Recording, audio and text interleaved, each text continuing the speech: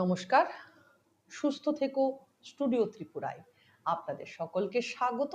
আপনাদের সঙ্গে রয়েছি আমি সারিতা। আজকের সুস্থ থেকো ত্রিপুরায় আমাদের সঙ্গে রয়েছেন doctor Gautam Majumdar, skin specialist. তিনি ত্রিপুরা মেডিকেল কলেজের প্রফেসর।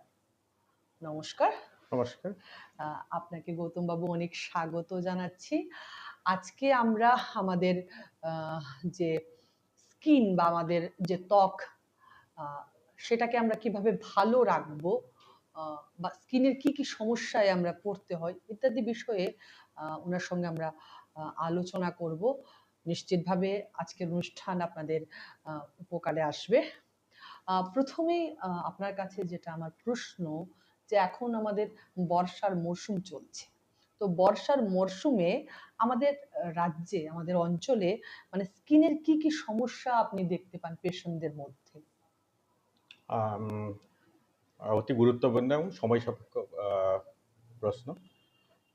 বর্ষাকালীন বা গ্রীষ্মকালীন যে সমস্যাগুলো হয় আমরা বাড়ি ঘরে আমরা দেখতে পাই। যেটা অতি সহজে দেখতে পাই হচ্ছে ঘামাচি বা প্রিকলি হিট যেটাকে বলি।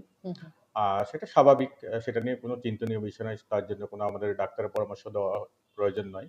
কিন্তু কিছু কিছু ক্ষেত্রে হয়তো আপনাকে ডার্মাটোলজিস্ট বা স্কিন স্পেশালিস্ট শরণাপন্ন করতে পারে। যেমন ধরুন ঘামাচি অনেকদিন ধরে রয়েছে বা লাল হয়ে গেছে, ফুসকুড়ির মতো চলছে, চুল করছে, জ্বলছে, মানে বার্নিং সেন্সেশন হচ্ছে, কমছে না, সেই ক্ষেত্রে হয়তো আপনাকে ডাক্তারের পরামর্শ নিতে হবে। আদারওয়াইজ এটা একটা স্বাভাবিক ব্যাপার এবং সেটা self spontaneously resolve, self limiting.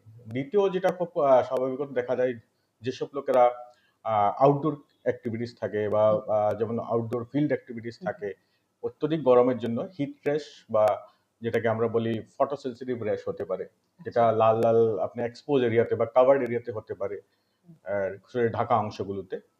তো বা আপনার ছোট ছোট ফুসকুড়ির মতো হতে পারে, যেটা আমরা বলছিলাম ঘামাচি, সেটা ঘামাচির মতো এক্স্যাক্টলি নয়, কিন্তু অনেক সময় ঘামাচির মতো মনে হতে পারে অত্যধিক চুলকোয়। তো সেটা হচ্ছে দ্বিতীয়। এবং তৃতীয় যেটা আমরা দেখতে পাই আমাদের এই অঞ্চলে বা উত্তর পূর্বাঞ্চল বা সর্বভারতেই বলতে পারেন, আর্দ্রতা অনেকটাই বেশি, হিউমিডিটি বেশি এবং হিট হিউমিডিটি, এবং তার জন্য আমাদের শরীরে ঘাম অনেক বেশি যেটা হয়, ঘামটা ড্রাই হয় না বা পার্সপিরেশনটা অনেকটা ভিজে ভিজে থাকে স্যাঁতসেঁতে ওয়েদারের জন্য। সেটা কিন্তু আমাদের ফাঙ্গাস বা ছত্রাক আপনার বংশবৃদ্ধি করার জন্য খুবই উপযোগী। তার জন্য আমাদের ফাঙ্গাল ইনফেকশন আমাদের শরীরের ভাঁজগুলোতে সাধারণত, যেমন কুচকি বা বগুলের তলায় বা গলার ভাঁজে, এই জায়গাগুলি খুব ফাঙ্গাল ইনফেকশনের প্রবণতা থাকে। তো স্বভাবত এই দুটি জিনিস দেখতে পাই। এবং বর্ষাকালীন যেটা খুব, যদি বর্ষাকালীন সময়ে বা যারা জলে বেশি কাজ করেন বা বিভিন্ন এদিক সেদিকে নোংরা জলের সাথে কিছু কিছু অন্য জিনিসও হতে পারে, যেমন অ্যাথলেটস ফুডস বা যেটা আমাকে পায়ের ফাঙ্গাল ইনফেকশন আমরা যেটা বলে থাকি পায়ে। সো এই কয়েকটা হচ্ছে প্রাথমিকভাবে যেটা আমরা মানে মরশুমের বা সিজনের জন্য নতুন করে কিছু দেখতে পাই। এছাড়াও যে কোনো রোগী হতে পারে সেটা। এই সময় আমাদের কি বিশেষ সাবধানতা অবলম্বন করা দরকার? যেমন আমি যদি বলি ঘামাচির ক্ষেত্রে, সেক্ষেত্রে যারা খুব বেশি টাইট ক্লোথিং বা আপনার সিনথেটিক ড্রেস পরে থাকে বা স্কুল গোয়িং যেগুলি ছাত্রছাত্রীরা, তাদের কিছু পলিস্টার নাইলন টাইপের ড্রেস বা ইউনিফর্ম যেগুলো থাকে, সেই কম্প্রেস এরিয়াগুলোতে, যেমন এই বেল্ট এরিয়াতে ব্যাগটা টানার জন্য, সে ঘামটা শুকুতে পারে না, কম্প্রেস হয়ে থাকে। ঘামাচিটা কেন হয়? আমাদের যে গ্রন্থিগুলি আছে, সোয়েট গ্ল্যান্ডগুলো আছে, এক্সেসিভ হিটের জন্য, এক্সেসিভ বডি টেম্পারেচার মেনটেন করার জন্য সেখানে ঘামটা বা সোয়েটটা নিঃসরণ হয়। এখন এক্সেসিভ হওয়ার জন্য, হিটের জন্য অনেক সময় তার গ্ল্যান্ডটা ব্লক হয়ে যায়, মানে মাউথ যেটা আমরা বলি, যেটা ডাক্ট যেদিকে নিঃসরণ হয়, সেটার জন্য ভিতরে সিক্রেশনটা জমে, সেটা ছোট ছোট ফুসকুড়ির মতো হয়। সুতরাং এটা না হওয়ার জন্য কি করতে হবে? যেটা বললাম, লুজ ড্রেসেস, সেকেন্ড হচ্ছে আপনার সিনথেটিক ড্রেস অ্যাভয়েড করা, বা কটনের যেটা ভালো ভেন্টিলেশন হয় যেগুলো, সেগুলো ব্যবহার করা, এবং হালকা ফুলকা একটু ট্যালকম পাউডার ব্যবহার করা যে জায়গাগুলিতে মেটা হয় বেশি ঘাম হয়, যেমন ধরুন যে জায়গাগুলো বললাম, বগলের তল, কুচকে ভাঁজ, আমরা যদি সামান্য পরিমাণে একটু ট্যালকম পাউডার দিই, সেটা অ্যাবজর্ব করে নেবে।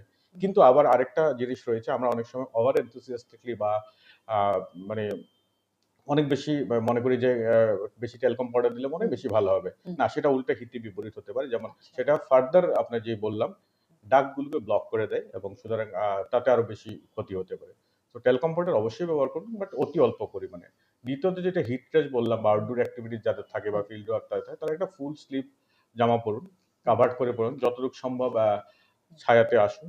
আর বাকি সময়টাতে ইনডোর যারা অ্যাক্টিভ রয়েছে বা ট্রাই টু অ্যাভয়েড হিট, যেমন বা এসি ব্যবহার করুন। এসি না থাকলে কুলার বা কুলিং যেটা করা যেতে পারে। এবং কমসে কম বা পারাপক্ষে যদি দুবার, যাদের ঘাম বেশি হয়, দুবার যদি স্নান করা যেতে পারে, ডেফিনেটলি এটা অনেকটাই হেল্পফুল হবে। আহ, আমরা জানি যে মহিলারা সাধারণত গহনা পরতে ভালোবাসেন, কিন্তু অনেকে এই জুয়েলারি বা গহনা পরলে তাদের অ্যালার্জি হয়, গলায় রেশ হয়।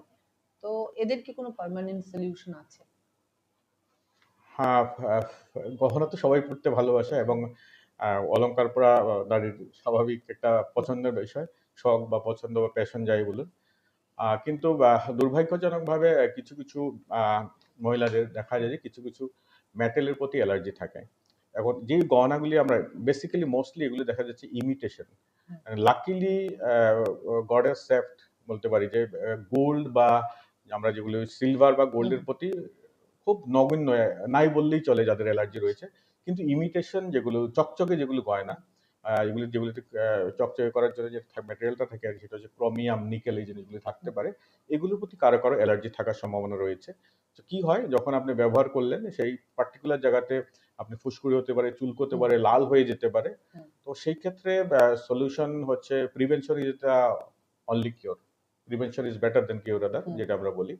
সো ওই জিনিসগুলো পার্টিকুলারলি অ্যাভয়েড করতে হবে। যদি জুয়েলারি মানে গোল্ড বা সিলভারেও যদি হয়ে থাকে, তখন কি করবেন? তাহলে তো সত্যিই মুশকিল। যদিও আমি আবারও বলছি যে খুব খুব খুব কমই দেখা যায় গোল্ড বা সিলভারে। আমার গত 15-20 বছরের এক্সপেরিয়েন্সে ধরুন আহ, পাইনি বললেই চলে। আচ্ছা। মানে allergy to gold or allergy to silver almost nil. আচ্ছা। যদি তাতেও হয় তাহলে খুবই কম সময়ের জন্য আমরা বলবো যে যেখানে না পড়লে না না হয়। এটা এটা কিন্তু রিয়েলি ইট ইজ ডিফিকাল্ট। যে মানে যদি হ্যাঁ, কারো থাকে, আচ্ছা, আই উইল সে রিয়েলি তাহলে ডিফিকাল্ট। অ্যাভয়েড করতে হ্যাঁ, হবে। অ্যাভয়েড তো যেটা সত্যিই দুঃখজনক এবং কষ্টকর ব্যাপার। ঠিক, তো সেই ক্ষেত্রে কিছু প্রিভেনশন নিতে হবে। আমি বলব যে ঠিক। যেইটুকু সময় বা অনুষ্ঠান থাকে ওই পার্টিকুলার সময়ের জন্য ব্যবহার করুন। আর তারপর খুলে ফেলতে হ্যাঁ, হবে। তার বাকি যেই প্রিভেন্টিভ এক্সপার্ট ধরুন একটু অ্যান্টি অ্যালার্জিক একটা চেয়ে নিতে পারেন, বা সেট্রিজিন বা লিভোসেট্রিন জাতীয় বা ল্যাকটোক্যালামিন জাতীয় যেগুলি লোশন রয়েছে, যেগুলি ইচিং বা অয়েনমেন্ট ইরিটেশন গুলো। করে, বা একটা বেরিয়ার ক্রিম ইউজ করতে পারে। আমরা ডাক্তারিভাবে অনেক সময় কিছু কিছু ক্ষেত্রে বেরিয়ার ক্রিম ব্যবহার করা হয়, যেমন ধরুন সিঁদুর হুম, বা বার্মিলন যেটা আমরা হুম, বলি। হুম, এটা তো আমাদের হিন্দুদের প্রচলিত প্রথা। হুম, হুম। সিঁদুর অবশ্যই পরবেন সবাই। কিন্তু কথা হচ্ছে কারো কারো সিঁদুরের প্রতি অ্যালার্জি থাকে। কারণ হচ্ছে সিঁদুর, সেই গুঁড়া সিঁদুর যেটা মেনলি হুম, চকচকে লালটা, হুম, যেই মেটেলটা থাকে সেই মেটেল প্রতি আপনার অ্যালার্জি যেটা বলছিলাম, কন্ট্যাক্ট হুম, অ্যালার্জি, অ্যালার্জি কন্ট্যাক্ট ডার্মাটাইটিস যেটা হয়। এখন কথা হচ্ছে সিঁদুর বিনা তো হবে না। তো আমরা বলি যে লাইটার কালার সেগুলি সিঁদুর হয়, যেমন বিভিন্ন ধরনের কোম্পানি ব্র্যান্ড আছে। সেগুলিতে লাইটার কালার একটু সেক্ষেত্রে ওই হালকা মেটেলটা রঙের। হালকা কালারের, সেই পার্টিকুলার মেটেলটা কম থাকে। তো দেখা যায় কিছু পরিমাণে কম থাকে কিন্তু পুরোপুরি আমরা তা থেকে এড়াতে পারি না। সেক্ষেত্রে আমরা বলি যে আপনি যতটুকু পারেন অনলি সিম্বলিক বা হুম, নামমাত্র দেবেন, এবং দেওয়ার আগে মোটটা একটা বেরিয়ার, অন্য একটা ক্রিম, যেটা ইনার্ট ক্রিম বা ইনোসেন্ট হুম, ক্রিম, হুম, যেমন সুক্রালফেট আমরা ইউজ করে থাকি, বা হুম। সামটাইমস যেটা বললাম ল্যাকটোক্যালামিনের একটা লেয়ার আপরে দিয়ে দিলেন, এটা শুকনোর পরে তার উপরে নামমাত্র বা সিম্বলিক দিলেন। So that's one possible way. আচ্ছা। অবশ্যই যদি সিমটম হ্যাঁ, থাকে সিমটোমেটিক ট্রিটমেন্ট নিতে হবে। যদি আচ্ছা, খুব বেশি চিকিৎসকের পরামর্শ চিকিৎসকের নিতে পরামর্শ হবে। নিতে হবে। আমরা জানি যে অনেকে মুখে জন্মগতভাবে তিল থাকে, হ্যাঁ, কিন্তু এমনও দেখা যায় যে একটা বয়সের পর মুখে অসংখ্য ছোট ছোট তিল দেখা দিতে শুরু করলো। এটা কেন হয় রাইট। এবং এর জন্য কি করণীয়? তিল তো তিল কি হয়, এক্সেসিভ মেলানিন কোষ যে জায়গাগুলিতে জমে তাকেই আমরা তিল বলি, বা এক্সেসিভ মেলানোসাইটস যেখানে থাকে সেটা চাইল্ডহুড থেকে থাকতে পারে, ফ্রম বার্থ। হুম, অনেক ধরনের তিল থাকে, সেটা একটু অন্যরকম হয়। আর আপনি যেটা বলছেন একটা পার্টিকুলার বয়সের পরে হুম, যে তিলগুলো হয়, সেগুলো 2-3 ধরনের তিল হতে পারে।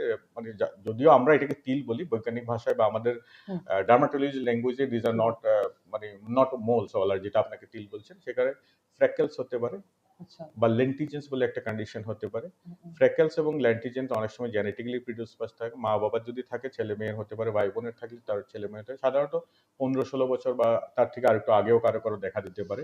হুম, সো হুম, সেগুলি তিলের মতো এত ডিপ পিগমেন্টেশন বা ডার্ক কালো হয় না, হুম, সেগুলি ব্রাউনিশ বা ইয়েস, ব্রাউন টু ব্ল্যাক হয়। তো তো যেগুলি ফ্রেকলস বা লেন্টিজেন্স একটু ডিপার কালার। হুম হুম আরো কিছু রয়েছে, যেমন আফটার সার্টেন এজ মেবি 20-25 বা 30 এর হুম আশপাশ, হুম যেগুলো হুম ছোট ছোট আঁচিলের মতো কিছু জিনিস হয়ে থাকে হুম আমাদের গলার ভাঁজে হুম বা বুকে বা হুম মুখের এই দিকটাকে, বা হুম কপালে যদিও খুব একটা হয় হুম না, হুম সেগুলোকে আমরা বলে ডিপিএন, ডার্মাটোসিস পেপুলোসিস নেগ্রা, বা লেমেন্স ওইটা ল্যাঙ্গুয়েজ কি যদি বলি treatment? Skin tag. Hmm hmm so এই সবগুলো কিন্তু তিল নয়। হুম আপনি তার মধ্যে একটা তিল রয়েছে যেটা বললাম, সবাই যেটা তিল ভাবছে, কিন্তু হুম বাকিগুলো তিলের সদৃশ, হুম তিল সদৃশ, কিন্তু these are scientifically these are not mole actually. Hmm hmm freckles হতে পারে, ল্যান্টিজেন হতে পারে, স্কিন ট্যাগ হতে পারে, বা আরেকটু বয়সে যদি আমরা বলি around 50s or around 60s বয়স্ক ভদ্রলোকদের, বা দেখতে পাবেন বড় বড় কালো কালো বেশ সার্কুলার সার্কুলার ইয়েস পুরো মুখে হ্যাঁ ছড়িয়ে হ্যাঁ যাচ্ছে, পাতলা হুম একদম একটা রঙের হুম কালো, হুম সেটাকে আমরা বলি সেবরিক ওয়ার্ড, বা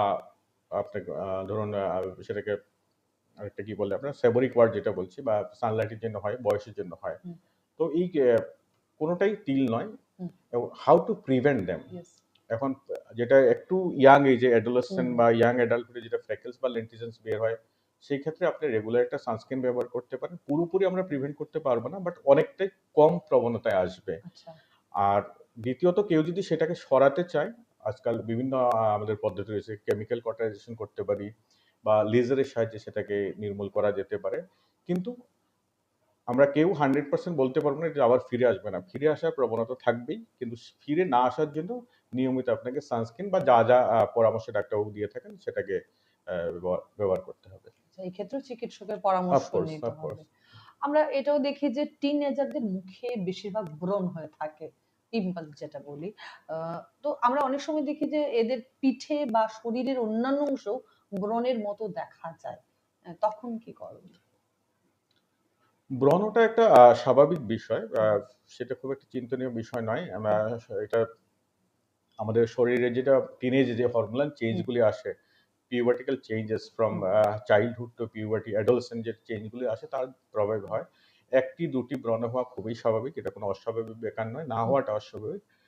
মেয়েদের দেখা যায় যে সাধারণত একটু আগের দিকে আসে, হুম ৯ থেকে ১১ বছর। ছেলেদের একটু পেছন দিকে আসে। হুম সাধারণত ১৩ থেকে ১৪ বা ১৫-১৬ দিকে আসে। হুম কিন্তু অত্যধিক ব্রণ যদি হয়, হুম অত্যধিক পরিমাণে, হুম ১-২ টা আমি বলছিলাম যে স্বাভাবিক চেঞ্জের জন্য। কিন্তু অত্যধিক যদি অনেক বেশি, পুরো দুটো গাল ভরে গেছে, কপাল ভরে গেছে, সেই জায়গাগুলিতে যদি হয় তাহলে অবশ্যই আপনাকে চিকিৎসকের পরামর্শ নিতে হবে। এবং এই যে আরেকটু বলি, পিঠে ও আবার শরীরের অন্য আসছি আমি সেই অংশে পয়েন্টটাতে আসছি। স্বাভাবিক কেন? আ আচ্ছা আ এই এখন ১ম এ জানতে হবে ব্রণটা কেন হয়? হুম ব্রণটা বেসিক্যালি হরমোনের প্রভাবে আমাদের যে তৈল গ্রন্থিগুলো রয়েছে, সোয়েট হুম গ্ল্যান্ড গুলো রয়েছে, হুম সেখানে সোয়েট গ্ল্যান্ডের ওভার অ্যাক্টিভিটি এবং ইনফ্লামেশন এবং কিছু জীবাণু থেকে ইনফেকশন হয়, যেটা আমাদের কমন সেন্সেই থাকে। ওভার গ্রোথ হয় বিভিন্ন কারণে। সেই ইনফেকশনের জন্য হয়। এখন কোথায় হবে? যেহেতু আমি বলছিলাম যে গ্ল্যান্ড যেখানে বেশি, সোয়েট গ্ল্যান্ড বা যেই তৈল গ্রন্থিগুলো বেশি শরীরের, যেখানে ডেনসিটি বা ঘনত্ব বেশি, আমাদের শরীরে তৈল গ্রন্থির ঘনত্ব সবচেয়ে বেশি রয়েছে মুখমণ্ডল, আপার চেস্ট, আপার ব্যাক, আর্ম, হুম এবং মোটামুটি পুরো ব্যাকই বলতে পারেন। আপার হুম ব্যাকে একটু বেশি। তো এই ক্ষেত্রে দেখা যায় কিছু কিছু লোকের শুধু মুখে হয়। হুম যে আপনি যেটা বললেন শোল্ডার, ব্যাক হুম খুব একটা হয় না। হুম কিন্তু অ্যারাউন্ড 15-20% পিপল যারা খুব বেশি ব্রণতে ভোগে, তাদের কিন্তু দেখা যেতে পারে শুধু ফেসেও থাকে, ওই জায়গাগুলোতে থাকে আচ্ছা যেগুলো বললাম। আবার কিছু কিছু লোকের দেখা যায় মুখে খুব একটা নয়, কিন্তু পুঁথে, বুকে হুম থাকতে পারে। হুম এখন আরেকটা বিষয় এসছি, আপনি সবগুলো কিন্তু একটা সাধারণ নজরে দেখতে কিন্তু ব্রণই মনে হবে হুম বা পিম্পল মনে হবে, কিন্তু হুম সবগুলো এখানে ব্রণ বা পিম্পল নয়। হুম তো আরেকটা কন্ডিশন যেটা হতে পারে সেটা হচ্ছে হুম পিটাইরোস্পোরা ফলিকুলারিস বলে একটি কন্ডিশন রয়েছে। আচ্ছা সেটা কি? সেটা হচ্ছে একটা ফাঙ্গাল জনিত বা ইস্ট জনিত ইনফেকশন। হুম হুম হোয়ারেজ আমাদের যেটা একনি বলছিলাম বা ব্রণ বলছিলাম, হুম সেটা ইনফেকশন অ্যালং উইথ ইনফ্লামেশন, কিছু alter changes of sweat gland. কিন্তু হুম যেটা বলছিলাম ফলিকুলারিটিস, পিটারসপুরের ফলিকুলার, ওইটা ইচ জয়েন্ট, কিন্তু দুটোর ট্রিটমেন্ট বা সেটার নিরাময় কিন্তু দুটো আলাদা দিক। সুতরাং সবসময় যদিও আমাদের সাধারণ চোখে দেখা যায় যে ব্রণই মনে হচ্ছে বা ব্রণ, হুম সবসময় কিন্তু ব্রণ নয়, সেটা অন্য কিছু হতে পারে। যদি অনেক বেশি পরিমাণ থাকে, ডেফিনিটলি একটা এক্সপার্ট কনসালটেশনের প্রয়োজন আছে। আচ্ছা, আরেকটা প্রশ্ন যে দুর্ঘটনায় চোট পেলে মানে সেলাই লাগে আমরা জানি, তো স্টিচ যে করানো হয় তারপর একটা দীর্ঘকালীন দাগ তৈরি হয়, হ্যাঁ? সেটা যদি এই অ্যাক্সিডেন্টের যে স্পট সেটাকে কিভাবে দ্রুত সারানো যায়? এর জন্য কি চিকিৎসকেরই পরামর্শ নিতে হবে? দেখুন, দুর্ঘটনায় মানে চোট পেলে ডার্মাটোলজিস্টের কাছেই আসতে অফকোর্স হবে। ডার্মাটোলজিস্ট, প্লাস্টিক সার্জন দুজনেই ডিল করে এই হুম, ব্যাপারটা। অনেক কিছু প্লাস্টিক সার্জনরা ডিল করে। হুম, এখন কথা হচ্ছে কেউ যদি দুর্ঘটনাপন্ন হয় বা ব্যাড হুম, স্কার যদি হয়, হুম, আমরা ইমিডিয়েট ডক্টরের অ্যাটেনশনে আসলে বা প্রপার জায়গাতে পৌঁছলে ডেফিনিটলি আ ম্যানেজেবল যদি হয়, স্কার আজকালকার দিনে অনেকটাই কম হয়। কিন্তু হুম, তারপরেও ব্যাড স্কার হতে পারে। সেই ইনজুরিটা কেমন হয়েছিল, অনেক হুম, ব্যাড ইনজুরি ছিল হুম, বা যেটা আ প্রপারলি ম্যানেজ করা যায়নি বিভিন্ন কারণে hmm, because of bad scar, hmm, bad tissue damage. তো ফাইনালি এটা ল্যান্ড আপ হতে পারে একটা ব্যাড স্কার বা bad stitch marks. Hmm, hmm, হ্যাঁ, এগুলোকে অনেকটাই ঠিক করা যায় ব্যাড স্কারকে। যেমন আজকের দিনে আমাদের কাছে রয়েছে বিভিন্ন ধরনের লেজার্স, উন্নত মানের চিকিৎসা যেটা ব্যাড স্কার মোস্টলি আমরা ব্যবহার করি CO2 laser, fractional CO2 laser. এগুলি এই লেজারের সাহায্যে আপনার অনেক পরিমাণে দাগটা সরানো যায়। অনেক পরিমাণে স্কার যেটা হয়েছে সেটাকে মিশ বা স্মুথ করা যায়, ফ্ল্যাট করা যায়। হুম, হুম। সো কিন্তু সেটা সঠিক সময়ে আসতে হবে। একটা পার্টিকুলার সময়ে আসতে হবে। যত তাড়াতাড়ি করা যেতে পারে তত ভালো। তাড়াতাড়ি হ্যাঁ, অফ কোর্স। দুর্ঘটনা হওয়ার দুর্ঘটনা হ্যাঁ, হওয়ার ইমিডিয়েট ঠিক পড়ে না। হ্যাঁ, সাধারণত আমরা ৫ কয়েক থেকে ৬ মাস অপেক্ষা করি হ্যাঁ, মোটামুটি একটা ম্যাচুরিটি লেভেলে আসার পর কারণ আগামী ৫ থেকে ৬ মাস বডি নিজের থেকে রিমডেলিং করতে থাকে। আচ্ছা। সুতরাং approximately 5 to 6 months later we can have some advanced intervention যদি ব্যাড স্কার বা ব্যাড হুম। মার্কস থাকে। আমরা অনেক সময় দেখি যে ত্বকের মানে আমাদের স্কিনে কতগুলি ছোট, ছোট ফুসকুড়ির মতো হয় যেগুলি অনেকের খুব ইচিং হয় এবং লাল হয়ে যায়। এইটা কি আসলে?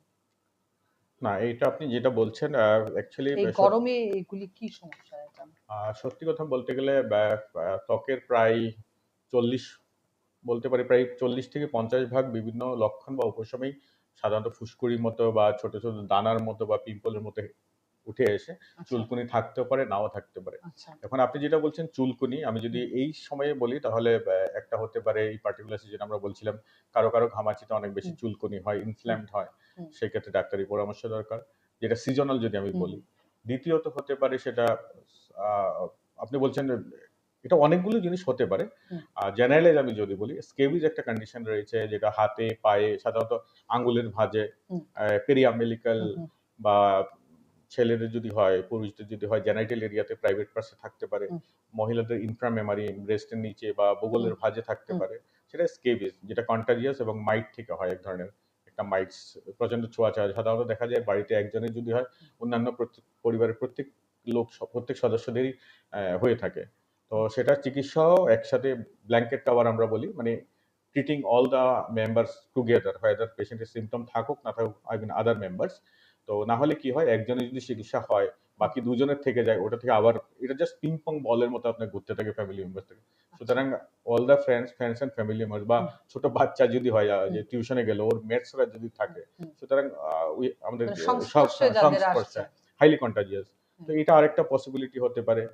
বা অনেক ধরনের একজিমা আছে যেগুলো একজিমা বা ক্রনিক ডার্মাটাইটিস সেটা ছোট, ছোট ফুসকুড়ির মতো হতে পারে যেমন হাতের হুম, তলে, পায়ের তলে যেটা যেমন হুম, পম্ফলিক্স সেটা সাধারণত ইয়াং অ্যাডোলেসেন্টদের হয়। হুম। বাট যেকোনো লোকেরই হতে পারে। আর্লি এইজ বা ইয়াং অ্যাডোলেসেন্ট বাচ্চাদের খুব কমনলি এই দেখা দেয় এক সমস্যাগুলো ধরনের হয়। অ্যান্ড্রোজেনাস আচ্ছা, eczema. So to be precise এই কয়েকটা স্বাভাবিক। মানে অনেক কিছুই হতে পারে আমি যেটা হুম, বলছি। আচ্ছা। আর হ্যাঁ, যে বিষয়টা যে আমরা জানি সাধারণত মহিলারা তাদের ত্বকের পরিচর্যা বা স্কিন কেয়ার নিয়ে খুবই চিন্তিত থাকেন। তো ৪০ এর পর মহিলাদের মানে তাদের স্কিনকে তাদের ত্বককে সুস্থ রাখতে কি করণীয়? আচ্ছা, এটা খুবই গুরুত্বপূর্ণ বিষয় এবং আজকের দিনে সোশ্যাল মিডিয়া ইনফ্লুয়েন্স, হুম, ইন্টারনেট, Instagram, Facebook এই অল সোশ্যাল মিডিয়াস এই জিনিসটাকে আরো বেশি কমপ্লিকেটেড করে দিয়েছে। অ্যাকচুয়ালি হুম, আ আ এটা যেরকম আমি বলব যে সোশ্যাল মিডিয়া সম্পর্কে আমি অনেক কথাই বলি। হুম, তো প্রিসাইজলি আমি বলতে চাইবো সোশ্যাল মিডিয়ার যত ভালো দিক আছে কিছু, কিছু তার নেগেটিভ দিকও রয়েছে।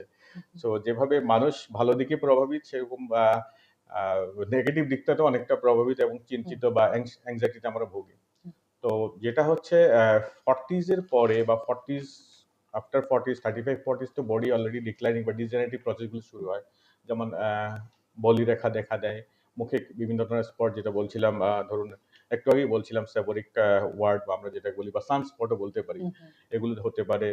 বা একটু ত্বক ঝুলে যেতে পারে, হুম, বা কিছু যদি বডিতে হরমোনাল চেঞ্জেস থাকে, বা আর্লি মহিলাদের ক্ষেত্রে আমি বলছি যদি আর্লি মেনোপজ হয় হুম, 40s অ্যারাউন্ড, তো অনেকগুলো সমস্যা হতে পারে, চুল পড়তে পারে।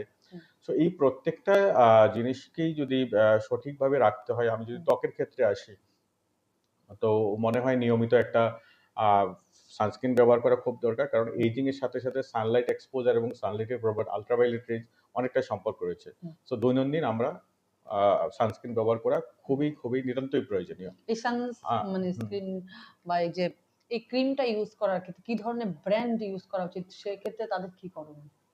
ব্র্যান্ডটা তো আমি কিভাবে বাছাই স্পেসিফিকলি করেন? এখানে বলতে পারব না। বাট একটা সানস্ক্রিনের যেটা যেই গুণমানগুলি নির্ধারিত হয়, যেই প্যারামিটারস এ হুম, নির্ধারিত হয়, একটা হচ্ছে আমার এসপিএফ ফ্যাক্টর, যেটা হচ্ছে আল্ট্রাভায়োলেট ইউভিবি, যেটা হুম, আল্ট্রাভায়োলেট বির এগেইনস্ট এ, যেটা আমাদের যেটা mainly responsible for the ageing hmm, uh and burning.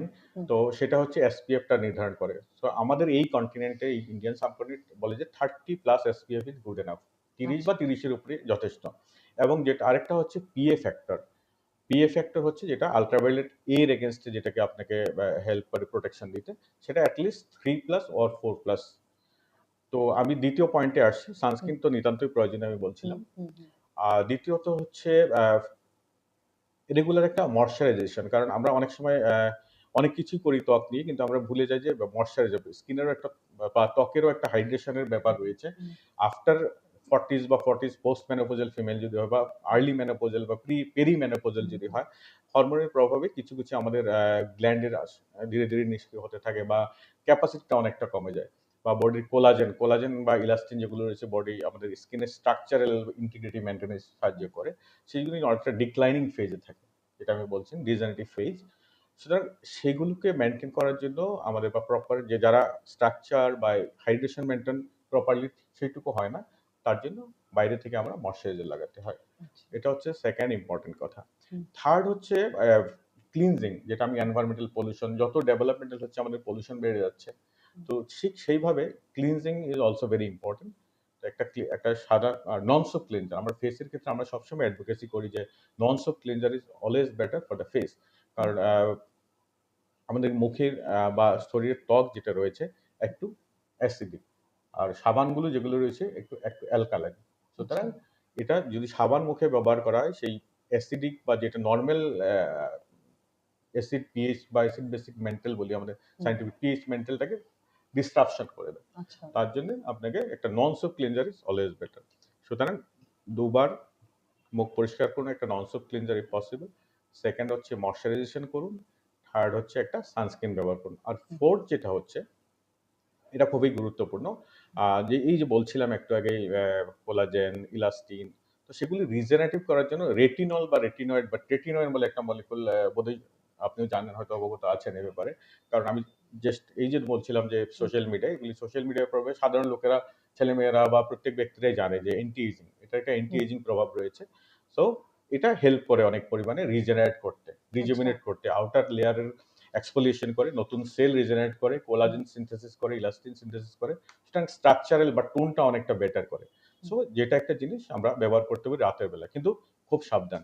Retinoid বা retinol very, very effective invention of the science for anti ageing. কিন্তু এট দ্য সেম টাইম যদি ইমপ্রপার ইউজ হয়, সেটা কিন্তু ক্ষতিও করতে পারে। এটার পরিমাণটা খুবই অল্প পরিমাণে লাগাতে হয়। যেমন ধরুন আমি যদি ইন্ডেক্স ফিঙ্গার ধরি, index finger half of index finger is sufficient একটা এভারেজ আমাদের মুখমণ্ডলের জন্য। তো আচ্ছা, সেটা অনেক সময় এতটুকু স্প্রেডেবিলিটি করা খুব ডিফিকাল্ট। সেক্ষেত্রে আপনি ইকুয়াল অ্যামাউন্ট অফ একটা হালকা ময়েশ্চারাইজার লাগিয়ে নিন, লাইট ময়েশ্চারাইজার, এখন যদি সামার হয়, তারপরে স্প্রেড করে দিন।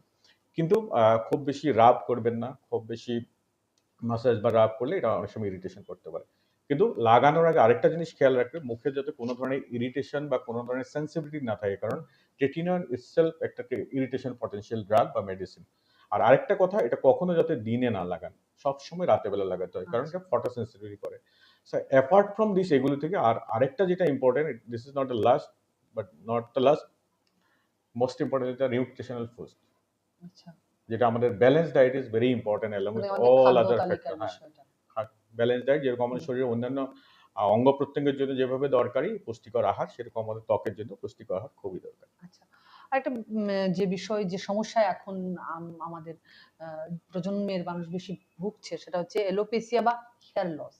এই অনেকের চুলে আমরা বাংলায় যেটা বলি টাক পড়ে গেছে, হ্যাঁ, এটা কি বংশগত নাকি পার্সোনাল হরমোনাল কিসের জন্য হচ্ছে, আর প্রতিকারী বা কি তার? আচ্ছা, alopecia is a broader term actually. Alopecia is a Latin word, যেটার মিনিং হচ্ছে, অ্যালোপেশিয়া শব্দের অর্থ চুল পড়া। এখন কি রকমের চুল পড়া? চুল পড়া অনেক ধরনের হতে পারে।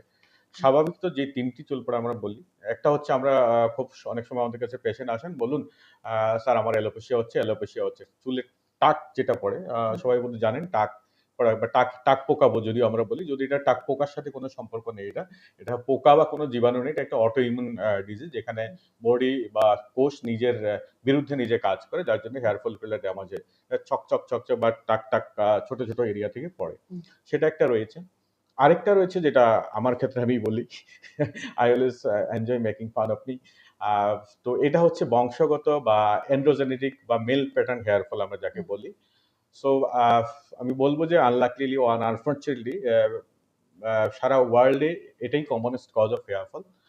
এবং এটা যেটা প্যাটার্ন রয়েছে, কারো কারো দেখবেন সামনের দিক থেকে যাচ্ছে, কারো কারো দেখবেন পেছন দিকে যাচ্ছে, মানে উপরে টাকটা থেকে, কারো কারো সাইড থেকে যাচ্ছে, প্রায় 8 প্যাটার্নের around 8 different types of pattern আছে যেখানে। সো এটা হরমোনের প্রভাব হয়, মেল হরমোন অ্যান্ড্রোজেনের over activity, over sensitivity hair ফলিকলের জন্য হয়, বংশগত কারণে, জেনেটিক। এখন আরেকটা প্রশ্ন উঠে আসে প্রায়ই আমাদের কাছে, পেশেন্ট বা আমাদের এসে আসছেন যারা চিকিৎসার জন্য, বলছেন বাবা আমার তো কাকু বাবার পুরো চুল আছে এখনো, দাদু 80 ইয়ার্স স্টিল আছে। কিন্তু কথাটা সেটা নয়, এটা জেনেটিক হয় টু সাম এক্সটেন্ট বা জেনেটিক্যালি ডিটারমাইন্ড। এখন কথা হচ্ছে জিন, আমার ওনার বাবা বা ওনার দাদু বা ঠাকুরদার ক্ষেত্রে সেটা এক্সপ্রেস নাও হতে পারে, যেটাকে আমরা বলি ফেনোটাইপ, মানে এক্সপ্রেশন অফ দ্য জিন, কিন্তু জিনে থাকতে পারে। তার গ্র্যান্ডফাদার হয়তো হয়তো ছিল প্রকাশ, আমরা তো কটা জেনারেশনকে আমরা দেখি, দুটো বা তিনটে জেনারেশন আমাদের সামনে থাকে আমাদের জীবনকালে, তার থেকে বেশি তো নয়, তার আগের জন্মে থাকে, মানে প্রজন্মে থাকতে পারে। সুতরাং এটা একটা মিথ, বা এটা আমরা খুব কমনলি আমরা ফেস করি, কোয়েশ্চেন ফেস করতে হয়, ইভেন সামটাইমস কন্ট্রাডিক্ট, অনেক সময় পেশেন্টকে বললে বা যারা চিকিৎসার জন্য আসেন ওরা অনেকটা রাগ করে নেন। মানে এটা একটা হয় যেটা হচ্ছে জেনেটিক প্যাটার্ন। সিমিলার তার করেসপন্ডিং প্যাটার্ন ফিমেলে হতে পারে। ফিমেলে যেটা হচ্ছে বা মহিলাদের যা হচ্ছে, সেখানে কিন্তু আমি বলবো মহিলারা টু সাম এক্সটেন্ট লাকি, ওনাদের কখনো কিন্তু কোনো টাক পড়ে না। আমি তো আজ অব্দি অ্যাটলিস্ট ফিমেল প্যাটার্ন বা আমাদের যে করেসপন্ডিং প্যাটার্নের জন্য টাক পড়েছে আমি দেখিনি কোনো কিছু। সেটা অন্য কারণে হতে পারে, চুল পড়ে, আরো কিছু কারণ আছে, আমি আসছি একটার পর স্তরে স্তরে আসছি। সো সেটা হচ্ছে ফিমেল প্যাটার্ন, সাধারণত মাঝখান থেকে সিটিটা চড়া হয়ে যায়, আমরা বলি widening of the centre part or the thinning. So সেটা হচ্ছে হরমোনাল, যেটা জাস্ট মেলের করেসপন্ডিং। আর সাধারণত ফিমেলদের যাদের পিসিওডি বলে একটা সমস্যা রয়েছে, হরমোনাল একটা ডিসব্যালেন্স বলি, যে ক্ষেত্রে আমরা অনেক সময় ব্রণও দেখতে পারি এবং এই জিনিসটা দেখতে পাই, যেটা ফিমেল প্যাটার্ন।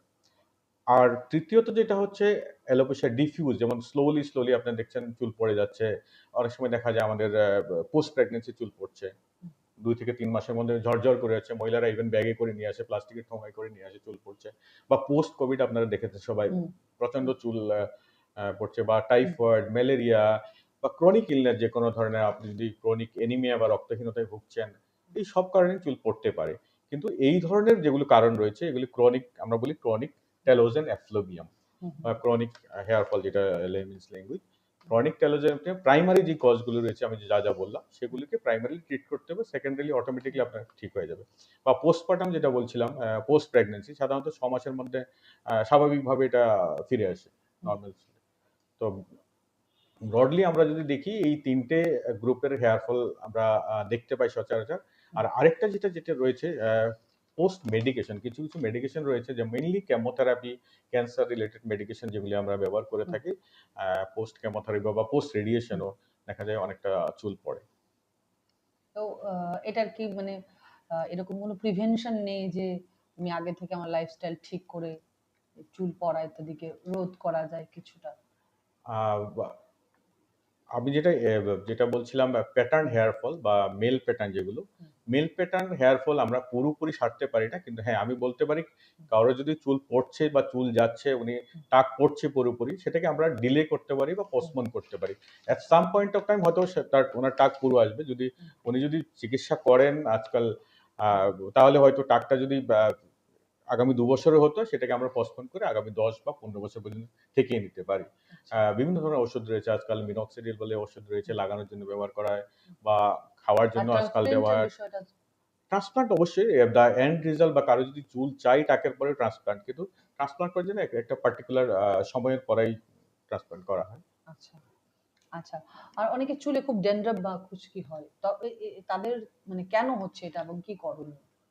দেখুন, ড্যান্ড্রাফ বা হালকা যেটা খুশকি আমরা বলি, যেটা স্বাভাবিক। এটা আমি আবারও ফিরে আসছি তৈলগ্রন্থি। হুম, তৈলগ্রন্থি তো আমাদের মাথায় কি অনেকগুলো তৈলগ্রন্থি রয়েছে, এই যে আমি বলছিলাম বা সেবাসিয়াস সেক্রেশন হয় প্রত্যেক হেয়ার ফলিকুলের গোড়ায়, গোড়ায়, লোমকূশের গোড়ায়, গোড়ায় একটা তৈলগ্রন্থি রয়েছে। সেটা স্বাভাবিকভাবে tells hair I mean oil secretion হ্যাঁ, করে, এবং সেটা চুলকে কন্ডিশনিং এফেক্ট হুম, দেয়। হুম, ঠিক আছে?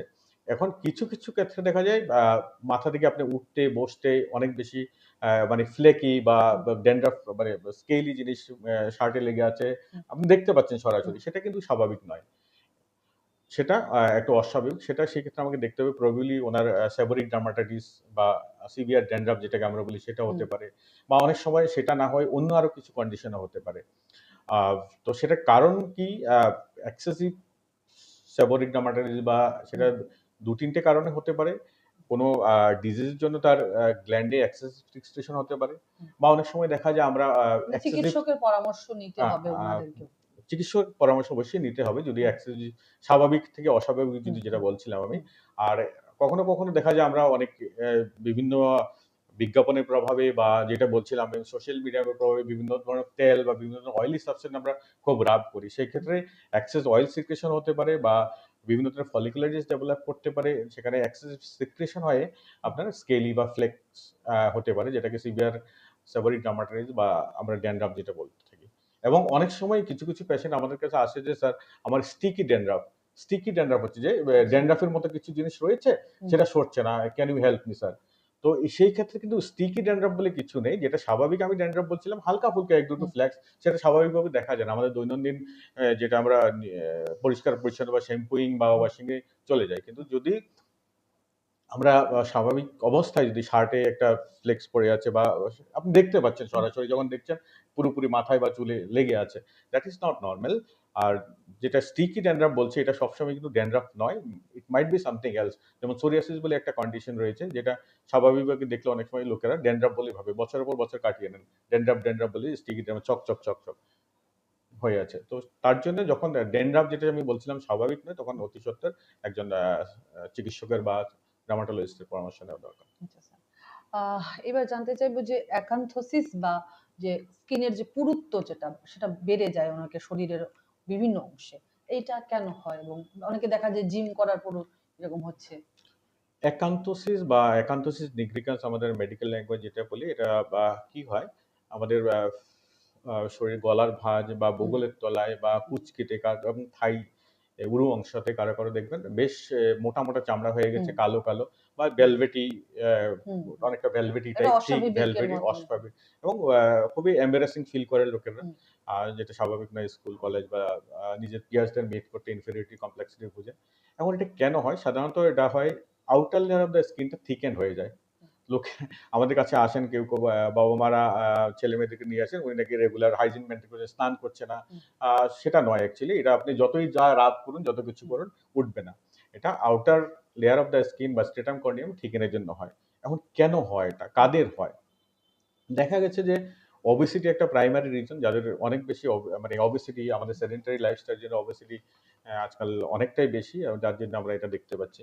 দ্বিতীয়ত হচ্ছে কারো যদি হাইপোথাইরয়েডিজম থাকে, হুম, হাইপোথাইরয়েডিজম বা ওবেসিটি, এই কন্ডিশন গুলিতে আমাদের না শরীরে একটা ইনসুলিন রেজিস্ট্যান্স ডেভেলপ করে।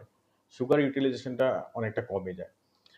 তো সেই ক্ষেত্রে ইনসুলিন লাইক গ্রোথ ফ্যাক্টর বলে একটা কেমিক্যালস নিঃসরিত হয়, এবং হুম, তার জন্য আমাদের এই আউটার যেটা বলছিলাম যে হুম, কোষগুলো অনেকটা থিক হয়ে যায়। হুম, অনেকটা মোটা হয়ে যে মানে এক্সেসিভ গ্রোথ হয়ে সেটা স্কিনে বা গলার ভাঁজগুলোতে জমে যায়। হুম, হুম, সো যেটা করণীয় যেটাতে আ যেমন আমি বলছিলাম ওবেসিটি, হাইপোথাইরয়েডিজম বা কিছু, কিছু মেডিকেশনও রয়েছে যার জন্য হুম, ওবেসিটি যদি হয় সেক্ষেত্রে হতে পারে। হুম, তবে ফার্স্ট অফ অল আপনাকে ওয়েট রিডাকশন করতে হবে। হুম, সেকেন্ড, আপনাকে রেগুলার একটা সানস্ক্রিন ব্যবহার করতে হবে। হুম। তৃতীয় যেটা করতে হবে সেটা আপনাকে ডাক্তারের পরামর্শ নিয়ে অ্যাকর্ডিংলি সেটাকে ট্রিটমেন্ট করা যেতে পারে। এই ক্ষেত্রে আমরা অনেক সময় কেমিক্যাল পিল ব্যবহার করি হুম, দাগগুলো সরানোর জন্য, হুম, বা বিভিন্ন সামটাইমস লেজারও ব্যবহার করা হয়। কিন্তু হুম, মোস্ট ইম্পর্টেন্টলি আপনাকে রুল আউট করতে হবে আর কি কোনো আন্ডারলাইং কজ আছে কিনা যার জন্য আপনার এই জিনিসগুলো হচ্ছে, বা আপনার ওবেসিটির কারণ কি, apart from your sedentary lifestyle অন্য কি কোনো বায়োলজিক্যাল রিজন আছে কিনা বা কোনো প্যাথোলজিক্যাল কন্ডিশন আছে কিনা। আচ্ছা। আ আমরা সবাই বিজ্ঞাপনের মাধ্যমে বা বিভিন্ন মাধ্যমে আমরা ফেয়ারনেস ক্রিমের কথা শুনি। ফেয়ারনেস ক্রিম সম্পর্কে ইদানিং নতুন করে বিভিন্ন ধরনের আলোচনাও ডেভেলপড হয়েছে আমরা দেখেছি। তো এই ফেয়ারনেস আ যে ক্রিম আ সেটা ব্যবহারের আগে বা তার নির্বাচনের সময় আমাদের মাথায় কি রাখা উচিত? দেখুন, আমরা ডার্মাটোলজিস্টরা বলি এখন আজকাল যে fairness is the most unfair thing, এবং this is one of the most cast of the manners in the society আমরা বলি। যে যদি ফেয়ারনেসটা যদি বেস্ট বেস্ট স্কিন টোন বা স্কিন কালার হতো তাহলে তো ন্যানসেল ম্যান্ডেলও সাদা হয়ে যেত, বা আমাদের সেরিনা উইলিয়ামসও সাদা হয়ে যেত। অনেক অনেক ব্যক্তিত্বরা রয়েছেন, যেমন আমাদের এপিজে আব্দুল কালামের কথাই বলুন, তিনিও তো সাদা হতেন। কিন্তু আর ভেরি আইরনিকলি আপনি দেখুন ওয়েস্টার্ন লোকরা, হোয়ারেস ইউরোপিয়ান, তারা চায় ট্যান করতে, কালো করতে, they have more love for the black. And in fact scientifically we are at advantageous position, আমাদের যে টোন বা কালার যেটা রয়েছে, কারণ এই যে মেলালিনটা আমাদের শরীরকে সূর্য রশ্মি থেকে রক্ষা করে, ইউভি রেইজ থেকে রক্ষা করে, যেটা যার হার্মফুল এফেক্ট হচ্ছে ক্যান্সার, স্কিন ক্যান্সার। হুম, সেই ক্ষেত্রে আপনার ইউরোপিয়ান কান্ট্রি দেখেন স্কিন ক্যান্সারের পরিমাণ অনেকটাই বেশি, বিকজ তাদের মেলানিন অনেকটাই কম, হুম, অনেক অনেক অনেক বেশি। হোয়ারেজ আমাদের এখানে ওয়ান্স ইন আমার 15 থেকে যেটা বলছিলাম 20 বছরের ক্যারিয়ারে হার্ডলি আমি 5 থেকে 10টা ক্যান্সার দেখেছি হয়, skin cancer, hmm, hardly hmm, in whole this span of my career. Whereas western কান্ট্রিতে তার ইনসিডেন্স হয়তো প্রত্যেক মাসের প্রতিজন ডাক্তারে আরো বেশি দেখেন। হুম, বুঝতে পারছেন? তো এটা বোধহয় আমাদের মধ্যে যে ধারণা হচ্ছে ফর্সা মানি সুন্দর, ফর্সা মানি বেস্ট, হুম, এটা বোধহয় আমাদের কলোনিয়াল যে আমাদের যে নেচারটা রয়ে গেছে, আমাদের যে শাসন করে গেছেন ওনাদের প্রভাবটা সামাও আমাদের মধ্যে রয়ে গেছে। এখন আসি this fairness mania or the fairness scheme, বা যেটা মেনাস হচ্ছে এটা নিয়ে। হুম, এবং most of the fairness scheme বলে আমরা যেগুলি সচরাচর আমরা যেটা পিয়ার্স বা আমরা দাদু কাকা কাকিমা বা সেলফ মেডিকেটও করি, আমরা যেটা এর হুম, পিছনে হুম, ছুটছি, সেখানে বেশিরভাগ ক্ষেত্রে দেখা যায় যে স্টেরয়েড থাকে হুম, বেশিরভাগ ক্ষেত্রে, বা ক্লোবেটাসল, লোবেটাসল, মোমেটাসন, আপনার হাইড্রোকর্টিসন, এবং অনেক সোন, সল, এগুলি হচ্ছে স্টেরয়েডের পোস্ট পিক যেটাকে আমরা বলি, যেগুলি শুরু হয় মোস্ট অফ দ্য আমার টপিক্যাল স্টেরয়েডস। এবং এই স্টেরয়েডে সাময়িকভাবে লোকের ফর্সা করে বা সাময়িকভাবে ত্বকটাকে ফ্যাকাশে করে। আপনি বা যে কোনো লোকের যে জন্মগত রংটা নিয়ে আসে সে কিন্তু সেই রং কোনোদিনও পাল্টাতে পারবে না, সেটা বৈজ্ঞানিকভাবে কখনো সম্ভব নয়।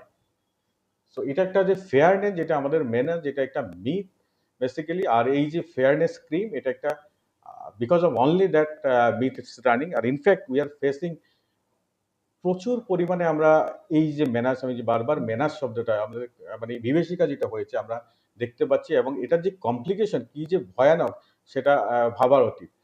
তো এই যে ফেয়ারনেস ক্রিমগুলোর ফলে কি হচ্ছে, মুখের সেনসিটিভিটি হচ্ছে, স্টেরয়েড লং টার্ম যখন হুম, লাগাবেন বা স্টেরয়েড কন্টেনিং এই ফেয়ারনেস গুলো যেগুলো আমি নাম বললাম ব্যবহার করা হয় লোকে সেলফ মেডিকেটেড, সেখানে ত্বক হালকা হয়ে যায়, ত্বকে ফুসকুড়ি হয়, ত্বকে ব্রণ হয়, অবাঞ্ছিত লোম হয়, ত্বকের যেই শিরাগুলো রয়েছে লাল হয়ে পাতলা হয়ে তলের শিরাগুলো দেখা যায় না, সেখানে মুখটা রোদে গেলে চুলকোয়, ঠান্ডা জল লাগলে চুলকোয়। মানে দিস ইজ আনবিলিভেবল। এবং এটা অনেক সময় অনেক বেশি কমপ্লিকেটেড, আমাদের 6 মাস থেকে বছর খানিক লেগে যায় এটাকে রিটার্ন করতে। So this is really tough, and আমরা অনেক দিন ধরে ফাইট করছি। Even Indian association of dermatologist যেটা বললে মানে ত্বক, চর্ম এবং হুম, যৌন রোগ বিশেষজ্ঞরা এই বিভীষিকার বিপক্ষে একটা টাস্ক ফোর্স চিহ্ন গঠন করেছে।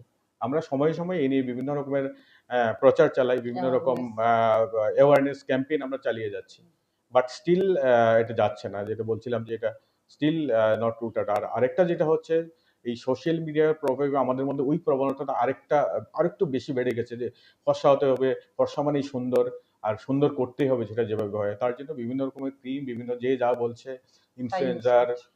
ধরুন মানে সেলফ মেডিকেশন যেটা হচ্ছে। আর আচ্ছা। দিস আমি আবারও বলছি যে এই আমাদের যে সোশ্যাল মিডিয়া বা এই যেই মিডিয়াগুলো রয়েছে, হুম, এগুলি যেভাবে advantageous, at the same time lot of disadvantages also. In a sense অনেকগুলি unverified misinformation আর ill informations are there. So as a layman অনেক সময় এটা বিচার করা সম্ভব নয়। আমরা অনেক সহজে প্রভাবিত হই এবং তার কবলে পড়ি। আমরা অনুষ্ঠানের প্রায় শেষ পর্যায়ে চলে এসেছি, কিন্তু যেটা খুবই গুরুত্বপূর্ণ বিষয়, যে বিষয়টি মানে ত্বকের একটি কি বলবো একটা আম, একটা পর্যায়, একটা পরিস্থিতি, যাকে আমরা ভিটিলিগো বা সেটি রোগ বলি। এই ভিটিলিগো সম্পর্কে আমাদের সমাজে, আমাদের মানুষের মধ্যে একটা ভয়, ভীতি, আশঙ্কা, ঘৃণা, মিথ ইত্যাদি কাজ করছে। এইটা সম্পর্কে যদি আপনি বলেন। খুবই সুন্দর প্রশ্ন, একদম to increase awareness among the society about vitiligo এবং আপনি যা যা বললেন মিথ বা যেটা কুসংস্কার যেটা রয়েছে। সো ভিটিলিগো একটা জাস্ট অন্যান্য যেমন ডায়াবেটিস, প্রেশার, হাইপারটেনশন, যেটা বলছিলাম এই ধরনের একটা রোগ, ত্বকের রোগ যেটাতে আমাদের মেলানিনটা নষ্ট হয়ে যায় এবং সেটাও একটি অটো ইমিউন ডিজিজ। যেটা বলছিলাম একটু আগে, অ্যালোপেশিয়া এরিয়াটার কথা বলছিলাম টাক পড়ার ক্ষেত্রে, সেটা একটা অটো ইমিউন। সেই একইভাবে এই ভিটিলিগো একটি অটো ইমিউন ডিজিজ, এটা কোনো ধরনের সংক্রামক নয়। ভিটিলিগো কেন হয় সে সম্পর্কে অনেকগুলো ব্যাখ্যা রয়েছে, কিন্তু সাইন্টিফিক্যালি এখন অব্দি এক্সাক্ট প্যাথোজেনেসিস বা এক্সাক্ট মানে বৈজ্ঞান ভিত্তিক যে কি কারণগুলো হতে পারে সেটা পুরোপুরি জানা যায়নি। কিন্তু ধরা হচ্ছে যে জেনেটিক একটা রিজন, কিন্তু অনেক সময় জেনেটিক নাও হতে পারে। Only 15 to 20% of the cases বংশে বা এনি অফ দ্য প্যারেন্টস থাকলে বা কারো যদি থাকে তাহলে হতে পারে, নট নেসেসারিলি এটা বংশে থাকলেই হবে। তো তার জন্য আমি এই না মেসেজটা থাকলেও সেটা হতে হতে পারে, পারে, না তবে থাকলেও এটা সেটা পুরোভাবে সংক্রামক নয়, ছোঁয়াচে সংক্রামক নয়। নয়, ছোঁয়াচে নয়, সেটা কোনো ধরনের মানসিক, শারীরিক বা কোনো ধরনের ফিজিক্যাল অ্যাবিলিটি, কোনো ধরনের কারো আহ, মানে কোনো ধরনের কার্যক্ষম আহ, নিষ্ক্রিয় করার মতো কোনো ডিজিজ নেই। এটা জাস্ট ত্বকের, শুধু ত্বকের একটা একটা জাস্ট পরিস্থিতি, মেলানিন একটা ত্বকের একটা পর্যায়, পরিস্থিতি, একটা পর্যায়ে যেখানে মেলানিন না কোষগুলোকে অবস্থা মাত্র। কোষগুলোকে নষ্ট হয়ে যায়। তো আমি দ্বিতীয় যেটা হচ্ছে, কিছু দেখা যাচ্ছে নিউরোটক্সিন একটা থিওরি রয়েছে যেখানে নার্ভ থেকে কিছু আমাদের কেমিক্যাল সিক্রেশন হয় যার জন্য আমাদের মেলানিনটা নষ্ট হয়ে যায়। সো অনেকটা আরেকটা থিওরি রয়েছে কম্পোজিট থিওরি বলে, যাকে অনেকগুলি বিভিন্ন আহ, আহ, কারণগুলি, যে থিওরিগুলি এক্সপ্লেন কম্বাইন করে একটা বলেছে, তার জন্য হতে পারে। কিন্তু কনক্রিট যেটা আমাদের একটা ধারণা রয়েছে, আমরা অনেক লোক পেয়ে থাকি, অনেক লোক আমাদের কাছে পরামর্শের জন্য আসতে থাকে যে স্যার আমার মেয়েটা তো এখানে বিয়ে ঠিক হয়েছিল, যখন জানতে পেরেছে যে আমার বংশে বা আমার কাকুর ছিল, ভিটিলিগো ছিল বা সেটি ছিল, তখন বিয়েটা আমাদের ভেঙে যাচ্ছে। So it's a gross wrong conception. Vitiligo only 15 to 20% of cases যেখানে আমাদের বংশগতভাবে হতে পারে, অনলি ভেরি ভেরি নেগলিজিবল আচ্ছা, অ্যামাউন্ট। এটা কি প্রথম দিকে যদি ধরা পড়ে কিছু প্রিভেনশন করা যায় এটা? হ্যাঁ, অলওয়েজ প্রাথমিকভাবে earlier কিভাবে the বুঝতে পারবো? diagnosis, earlier the intervention is always better. যত কিভাবে তাড়াতাড়ি সেটা বুঝতে ধরা পারবো? যেতে পারে। এখন সেটা তো ধরতে হলে সাধারণ চোখে তো ভিটিলিগো আপনি বোঝা ডিফিকাল্ট, সেটাকে আপনি ডার্মাটোলজিস্টের পরামর্শ আনতে হবে। কিরকম সিমটমসটা কিরকম হতে দেখুন, পারে যদি? সব দাগেই কিন্তু সেটি নয়, হুম, সাদা সবকিছু যে সেটি তা নয়। ভিটিলিগো সাধারণত কোনো সিমটম থাকে না, হুম, শুধু আপনাকে সাদা সাদা বা পর্সেলিন হোয়াইট বা মিল্কি হোয়াইট যেটা আমরা বলি, মিল্কি হোয়াইট একটা প্যাচ হতে পারে। Most of the time, almost 80 to 90% of the cases, যেখানে কোনো ধরনের আর কোনো সেখানে কোনো সিমটম থাকে না, শুধু কোনো রঙের চুলকনি, কিছু শুধু রঙের পরিবর্তন। জাস্ট তারতম্য, একটা পার্থক্য। মিল্কি হোয়াইট বা যেটা পর্সেলিন, আমাদের চাইনা কাপ, চীনামাটির যেটা সাদা রংটা, সেরকম হোয়াইট ত্বকে আমার যে কোনো অংশ হতে পারে, সেটা মুখে হতে পারে, হাতে পায়ে হতে পারে, যে শরীরের যে কোনো অঙ্গে হতে পারে। কিন্তু মুখে বা শরীরের পশম থাকা অংশে যদি হয়, সেখানে রেজাল্ট বা আউটকামটা অনেকটা better relatively compare to the, যদি আমাদের নখের এই জায়গাতে হয় বা ফ্রিকশনাল এই জায়গাগুলোতে হয় বা লিপসে হয় যেখানে হেয়ার ফলিকল নাই। কিন্তু আজকের দিনে বা এই মডার্ন মেডিকেল সায়েন্স ভিটিলিগোতে অনেকটা এগিয়ে গেছে। সুতরাং কেউ যদি সাসপেক্ট করে বা ফ্যামিলি বা কোনো বন্ধু বান্ধবের মধ্যে আছে, কোনো রকমের আশঙ্কা বা কোনো রকমের ডিসকারেজিং কিছু নেই, আপনি যে কোনো একজন নিয়ারেস্ট ডার্মাটোলজিস্টকে কনসাল্ট করুন। ডেফিনেটলি আমার মনে হয় he or she can help, অনেকটা আপনার সেরে দিতে পারবে। অসংখ্য ধন্যবাদ ডাক্তারবাবু আপনাকে। আজকে আলোচনায় আমাদের দর্শক শ্রোতা বন্ধুরা নিশ্চিতভাবে উপকৃত হবেন। আপনারা আমাদের সঙ্গে থাকবেন। আমাদের সুস্থ থেকেও এখানে শেষ করলাম। নমস্কার। নমস্কার, ধন্যবাদ সবাইকে।